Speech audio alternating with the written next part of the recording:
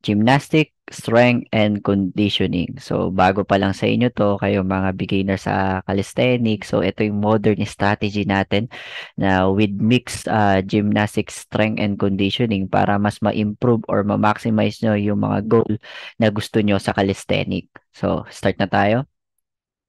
Ang G, S, and C ay isang uri ng pagsasanay na nakapokus sa pagpapalakas ng yan, katawan at pagpapabuti ng physical fitness ng mga gymnast.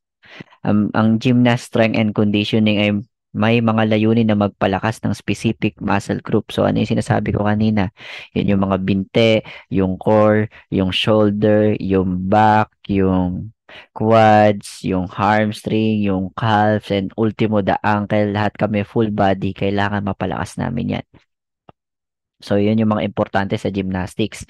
And also, mapataas ang flexibility, balance at control at mapabuti yung overall performance.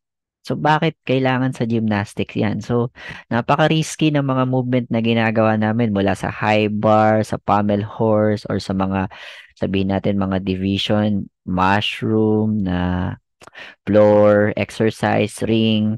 So, napaka-delikado ng mga execution na ginagawa namin ng skill. So, kailangan namin talaga ng sobrang tindi na training para ma-prevent namin yung injury kung sakali magkamali kami. So, yun yung layunin ng gymnastic strength and conditioning. Ma-prevent ang injury din and hindi lang mapalakas or magawa yung skill, ma-prevent yung injury. So, kapag nag-gymnastic strength and conditioning ka, hindi mo lang magagawa yung skills, mapapalakas yung katawan mo, kundi mape-prevent mo din yung sarili mo kung sakaling maaksidente ka, mape-prevent mo yung injury.